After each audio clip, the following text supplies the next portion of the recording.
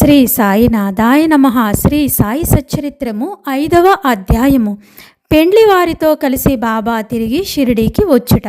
ఔరంగాబాద్గర్ జిల్లాలో ధూప్ అను గ్రామం కలదు. అక్కడ ధనికుడైన మహమ్మదీయుడు ఒకరు ఉండెను. అతని పేరు చాంద్ పాటేల్. ఔరంగాబాద్ పోవుచుండగా అతని గుర్రము తప్పిపోయెను. 2 మాసాలు వెతికినా అది ఎంతైకు దొరకలేదు. అతడు నిరాశ చెంది భుజముపై జీను వేసుకొని ఔరంగాబాద్ నుండి ధూప్ గ్రామానికి పోతూ ఉండెను. సుమారు 9 మైళ్ళు నడిచిన తర్వాత ఒక మామిడి చెట్టు వద్దకు వచ్చెను. దాని నీడలో ఒక వింత పురుషుడు కూర్చొని ఉండెను. అతడు తలపై టోపీ, పొడుగైన చొక్కా ధరించి ఉండెను. చంకలో సట్కా పట్టుకొని చిలుము తాగుటకు ప్రయత్నించుచూ ఉండెను. దారి వెంట పోతున్న చాంద్ పాటేల్ను చూసి అతనిని పిలిచి చిలుము త్రాగి కొంతసేపు విశ్రాంతి తీసుకుమని చెప్పును. జీను గురించి అడిగాను.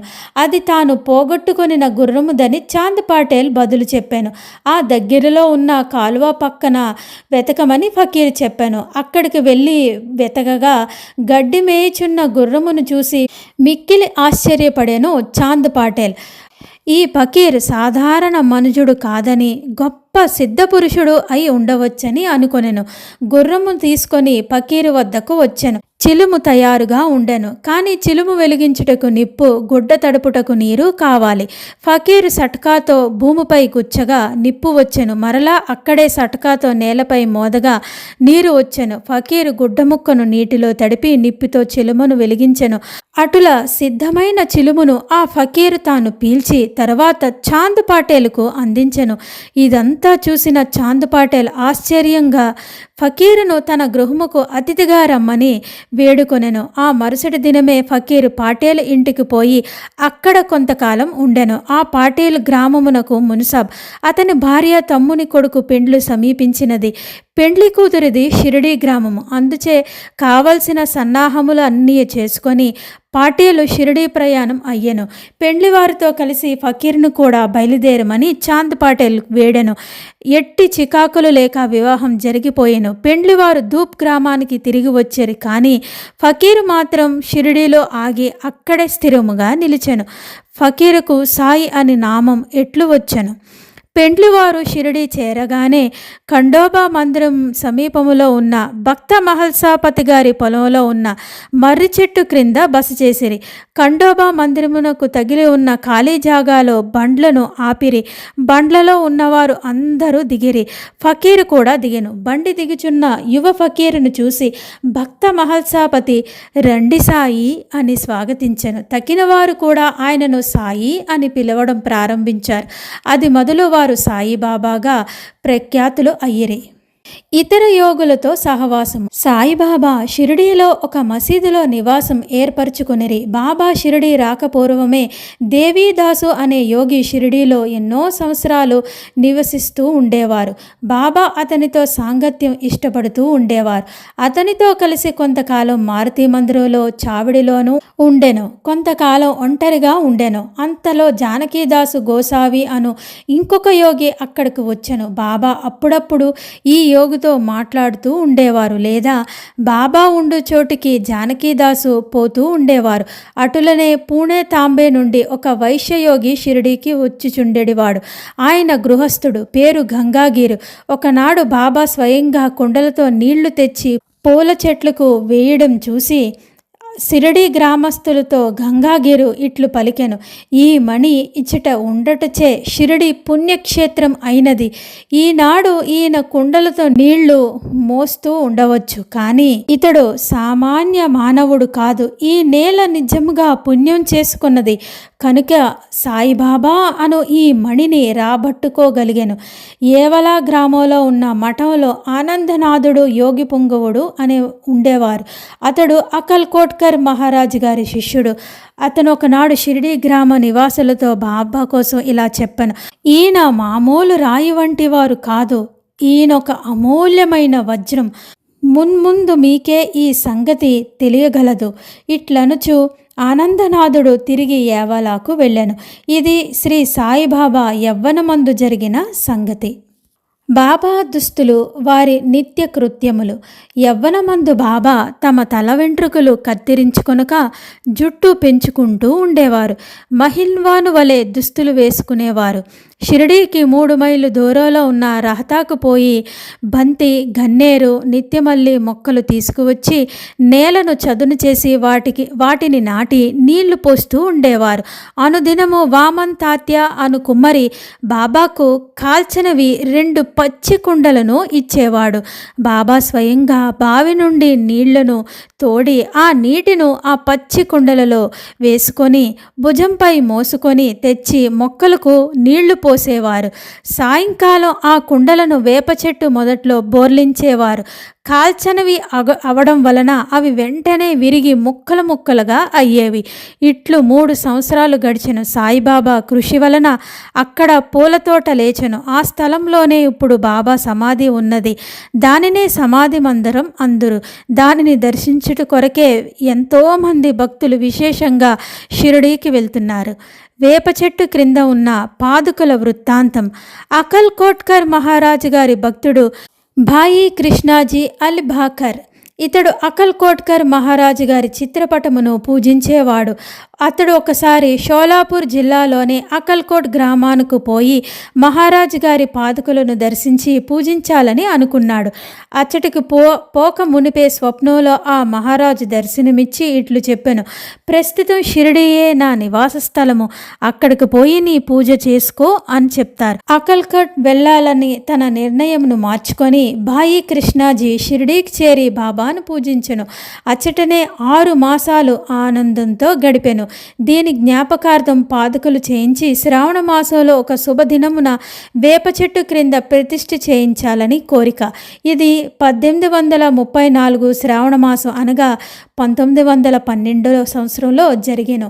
దాదా కేల్కర్ ఉపాసని బాబా అనువారు పూజను శాస్త్రోత్తముగా జరిపిరి. దీక్షిత్ అను బ్రాహ్మణుడు పాదుకలకు నిత్య పూజకు నియమింపబడెను. దీని పర్యవేక్షించే బాధ్యత భక్త సుగుణమేరు నాయక్కు అప్పగించబడినది. ఈ కథ పూర్తి వివరములు. ఠానే వాస్తవ్యుడైన శ్రీ బివి దేవ్ బాబాకు గొప్ప భక్తుడు.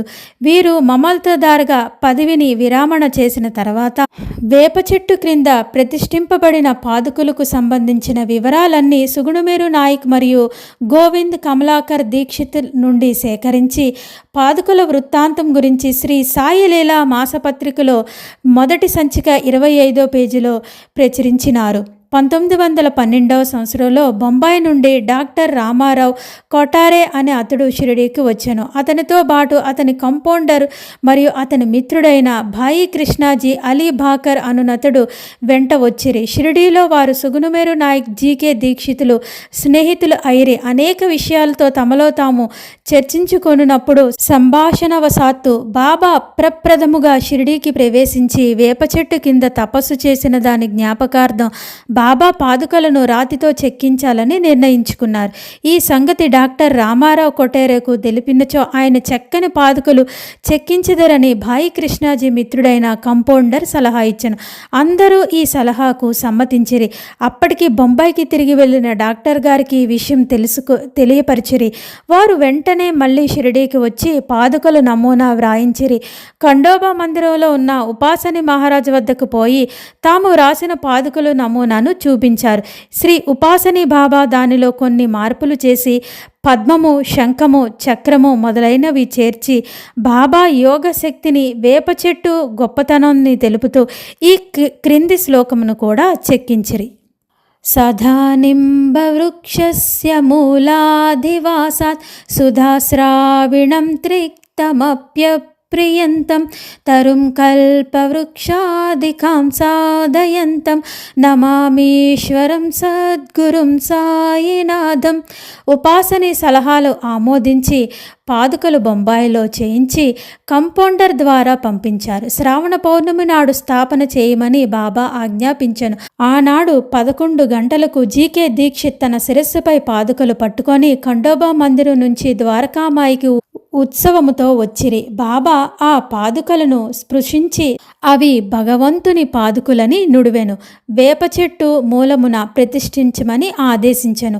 ఆ ముందు రోజు బొంబాయి నుండి పాస్తా సేట్ అను పార్సీ భక్తుడు మనీ ఆర్డర్ ద్వారా 25 రూపాయలు పంపించి ఉండెను. బాబా ఆ పైకమును పాదుక ప్రతిష్ఠ ఖర్చు నిమిత్తం ఇచ్చెను. మొత్తం 100 రూపాయలు ఖర్చు అయినవి. అందులో 75 రూపాయలు చందాల ద్వారా వసూలు చేసిరి. మొదట 5 సంవత్సరాలు జీకే దీక్షిత్ ఈ పాదుకలకు పూజ చేసెను. తర్వాత లక్ష్మణ్ కచ్వర్ జాకడే అను బ్రాహ్మణుడు పూజ చేస్తూ ఉండేవారు. మొదట 5 సంవత్సరాలు నెలకు 2 రూపాయలు చొప్పున డాక్టర్ కొటారే దీపం ఖర్చు నిమిత్తం పంపేవారు. పాదుకల చుట్టూ కంచె కూడా పంపాను. ఈ కంచె పైకప్పు కోపర్గాం స్టేషన్ నుండి షిరిడీకి తేవటానికి 7-8 రూపాయలు ఖర్చు సుగుణమేరు నాయక్ ఇచ్చెను.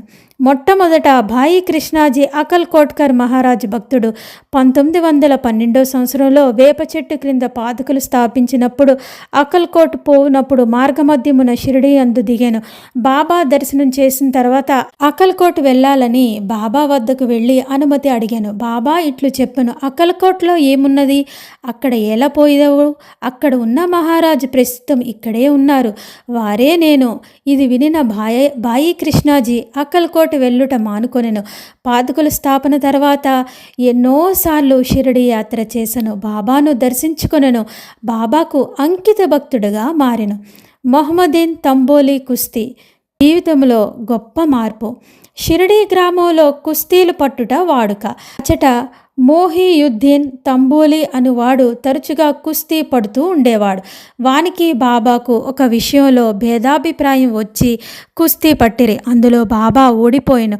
అప్పటి నుండి బాబాకు విరక్తి కలిగి తమ దుస్తులను నివసించు రీతిని మార్చుకొనెను. లంగోటి బిగించుకొని పొడవాటి చొక్కా కఫ్నీ తొడుక్కొని నెత్తిపై గుడ్డ కట్టుకునేవారు.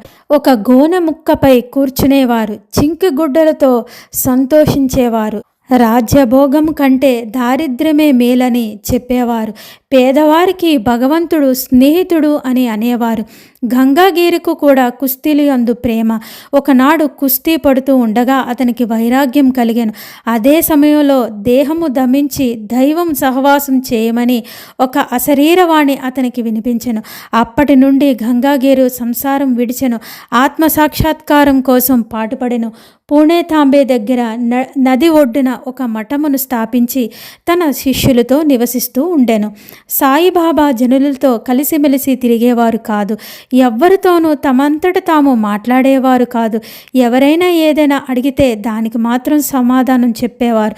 దినములో ఎక్కువ భాగం వేప చెట్టు నీడయందు, అప్పుడప్పుడు ఊరవతల ఉన్న కాలువ ఒడ్డున తుమ్మ చెట్టు నీడలో కూర్చునేవారు. సాయంకాలం ఊరికనే కొంత దూరం నడిచేవారు. ఒక్కొక్కసారి నీమ్గాం వెళ్ళేవారు. నీమ్గాంలో బాబాసాహెబ్ త్రయంబక్ ఢెంగిలే అనువాడు ఇంటికి తరచుగా పోయేవారు. బాబాసాహెబ్ ఢెంగిలే అందు సాయిబాబాకు ఎంతో ప్రేమ. అతని తమ్ముడి పేరు నానాసాహెబ్ ఢెంగిలే. అతనికి 2 వివాహం చేసుకున్న సంతానం కలగలేదు. బాబాసాహెబ్ ఢెంగిలే బాబా వద్దకు పంపెను. బాబా అనుగ్రహం వలన నానాసాహెబ్ ఢెంగిలేకు పుత్ర సంతానం కలిగి అప్పటి నుండి బాబాను దర్శించుకొనుటకు ప్రజలు తండోపతండాలుగా రాసాగిరి. వారి కీర్తి అంతటా వెల్లడి అయ్యను. అహ్మద్ నగర్ వరకు వ్యాపించెను. అక్కడ నుండి నానాసాహెబ్ చందోర్కర్, కేశవ్ చిదంబర్ ఘాడ్గిల్ మొదలైన వాళ్ళు షిరిడీకి వచ్చి బాబాను దర్శించుకున్నారు. దినమంతా బాబాను భక్తులు చుట్టుముట్టి ఉండేవారు. రాత్రులు బాబా పాడుబడిన పాత మసీదులో పడుకునేవారు. పొగ పీల్చుటకు చిలం గొట్టం, కొంత పొగాకు, ఒక రేకు డబ్బా, కఫ్నీ, తలగుడ్డ, ఎల్లప్పుడూ దగ్గరుంచుకునే సట్కా, చిన్న చేతికర్ర మాత్రమే అప్పటిలో బాబాకు ఉన్న సామాలు. తలపై ఒక గుడ్డను చుట్టి దానిని అంచులు జడవలే మెలియబట్టి ముడివేసి ఎడము చేయి వైపు నుంచి వెనక్కకు వ్రేలాడునట్లు వేసుకునేవారు బాబా. తమ దుస్తులను వారం తరబడి ఉతకకుండా ఉంచేవారు. చెప్పులు తొడిగేవారు కాదు. దినమంతా గోనె గుడ్డపైనే కూర్చునేవారు. లంగోటి కట్టుకునేవారు. చలిని కాచుకొనుటకు దునికెదురుగా కొయ్యి చేపట్టపై తమ ఎడమ చేతిని ఆంచి దక్షిణాభిముఖంగా కూర్చునేవారు.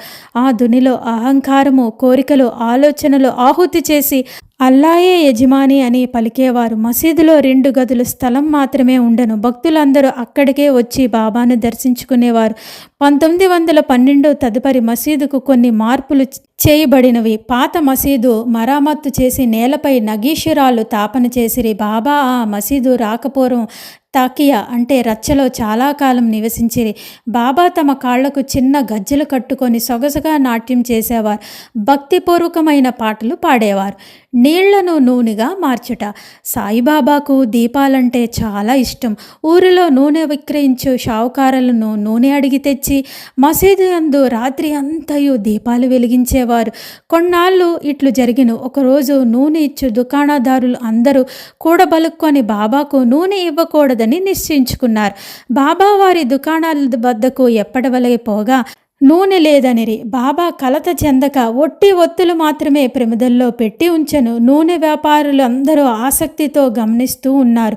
అడుగున 2-3 నూనె చెక్కులు మిగిలి ఉన్న రేకు డబ్బాలో నీటిని పోసి కలయబెట్టి ఆ నీటిని త్రాగివేసిరి. ఈ విధంగా ఆ రేకు డబ్బాలో నూనె అవశేషం పావనం చేసిన తర్వాత మరలా ఆ డబ్బాలో నీరు తీసుకొని ఆ నీటిని మాత్రమే ప్రమిదలలో నింపెను. దూరంగా నిలిచి పరీక్షిస్తున్న దుకాణదారులు అందరూ ఆశ్చర్యపడినట్లు ప్రమిదలు అన్నీ కూడా తెల్లవారు దాకా చక్కగా వెలుగుతూ ఉండెను. ఇదంతా చూసి ఆ షావుకారులు అందరూ పశ్చాత్తాపపడి బాబాను మన్నించమని కోరి బాబా గారి పాదాలకు సాష్టాంగ నమస్కారం చేసితిరి. బాబా వారిని క్షమించి ఇకపైనను సత్యమును అంటిపెట్టుకొని ఉండమని హితువు చెప్పి అందరినీ పంపించివేసిరి. జౌహర్ ఆలీ అని కపట గురువు. పైన వివరించిన కుస్తీ జరిగిన 8 ఏళ్ల తర్వాత అహ్మద్ నగర్ నుండి జౌహర్ అలీ అని ఫకీర్ ఒకడు శిష్యులతో రహతాకు వచ్చెను. వీరభద్ర మందిరమునకు సమీపంలో ఉన్న స్థలంలో దిగాను. ఆ ఫకీర్ బాగా చదువుకున్నవాడు. ఖురాన్ అంతా వల్లించగలడు. మధుర భాషణుడు.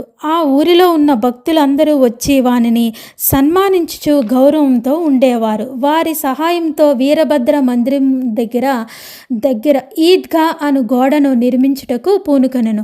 ఈదుల్ ఫితర్ పండుగ నాడు మహమ్మదీయులు అందరూ నిల్చొని ప్రార్థించు గోడయే ఈద్గా. ఈ విషయంలో వివాదం లేచి ఆ ఘర్షణలకు దారితీశాను. దాంతో జౌహర్ అలీ రహతాను విడిచి షిరిడీకి చేరి బాబాతో మసీదులో ఉండడం మొదలుపెట్టెను. ప్రజలు వాని తీపి మాటలకు మోసపోయేరి. అతడు బాబాను తన శిష్యుడని చెప్పడం మొదలుపెట్టెను. బాబా అందులకు అడ్డు చెప్పక శిష్యుని వలె మసులుకొనెను. తర్వాత గురు శిష్యులు ఇద్దరు రహతాకు పోయి అక్కడ నివసించడం మొదలుపెట్టిరి. గురువునకు శిష్యుని శక్తి ఏమీయూ తెలియకుండాను. శిష్యునికి మాత్రం గురువు యొక్క లోపల భాగం తెలియను. అయినప్పటికీ బాబా ఆ కపట గురువును ఏనాడు అగౌరవించక శిష్య ధర్మం శ్రద్ధగా నెరవేర్చుతూ ఉండేవారు. అప్పుడప్పుడు వారిరువురు షిరిడీకి వచ్చి వెళ్ళేవారు. కానీ అధికముగా రహతాలో నివసించేవారు. షిరిడీలో సాయి భక్తులకు బాబా ఈ విధంగా రహతాలో ఉండటం ఎంత మాత్రం ఇష్టం లేదు. అందువలన అందరూ కలిసి సాయిబాబాను మళ్ళీ షిరిడీకి పిలుచుకొని రావాలని రహతాకి వెళ్ళను. వారు రహతాలో ఈద్గా వద్ద బాబా ఒంటరిగా ఉండడం చూసి వారిని తిరిగి షిరిడీకి తీసుకొని పోవుటకు వచ్చినామని చెప్పిరి. జౌహర్ అలీ ముక్కోపి అని, అతను తనను విడిచిపెట్టడని, అందువలన వారు తమ ఎందో ఆశ విడిచి ఫకీర్ అక్కడికి వచ్చేలోపు మీరందరూ షిరిడీ తిరిగి వెళ్ళిపోమని బాబా సలహా చెప్పెను. వారిట్లో మాట్లాడుకుంటూ ఉండగా జౌహర్ అలీ అక్కడికి వచ్చెను. బాబాను తీసుకొని పోవుటకు ప్రయత్నిస్తున్నారని షిరిడీ ప్రజలపై మండిపడెను. కొంత వాదోపవాదాలు జరిగిన తర్వాత గురు శిష్యులు ఇద్దరు తిరిగి షిరిడీ పోవుటకు నిర్ణయమైనది.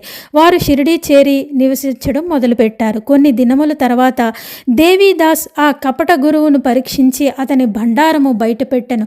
చాంద్ పటేల్ పెళ్లి బృందంతో బాబా షిరిడీకి వచ్చుటకు 12 సంవత్సరాల ముందే 12 ఏళ్ల వయసులో దేవీదాస్ షిరిడీకి చేరెను. వారు మారుతి దేవాలయంలో ఉండేవారు. దేవీదాసు చక్కని అంగ సౌష్ఠవము, తేజోవంతమైన నేత్రములు కలిగి జ్ఞాని వలె కనబడుతూ ఉండేవారు. తాత్యా పాటిల్, కాశీనాథ్ షింపి మొదలైన వారు అనేక మంది దేవీదాసును తమ గురువుగా భావించేవారు. వారు జౌహర్ అలీను దేవీదాస్ వద్దకు తీసుకుని వెళ్ళారు. వారి మధ్య జరిగిన వాదనలో జౌహర్ అలీ చిత్తుగా ఓడిపోయాను. షిరిడీ నుంచి పలాయనం చిత్తగించిన. ఆ తర్వాత అతడు పైజావూరులో ఉండి చాలా సంవత్సరాల తర్వాత షిరిడీకి తిరిగి వచ్చి బాబా పాదాలపై పడిను. తను గురువని, సాయిబాబా శిష్యుడని వాని మనసు నుండి తొలగి తన ప్రవర్తనకు పశ్చాత్తాపపడెను. సాయిబాబా వానిని యథారీతిగా గౌరవముగానే చూసెను. ఈ విధముగా శిష్యుడు గురువుని ఎట్లు సేవించవలెనో, ఎట్లు అహంకార మమకారములు విడిచి గురువుకు సేవ చేయాలో, తుదకు ఆత్మ సాక్షాత్కారమును పొందాలో బాబా ఆచరణపూర్వకంగా నిరూపించెను. ఈ కథ భక్త మహల్సాపతి చెప్పిన వివరములు యథార్థముగా వ్రాయబడినది. 5వ అధ్యాయం సంపూర్ణం. సద్గురు శ్రీ సాయినాథార్పణమస్తు. శుభం భవతు.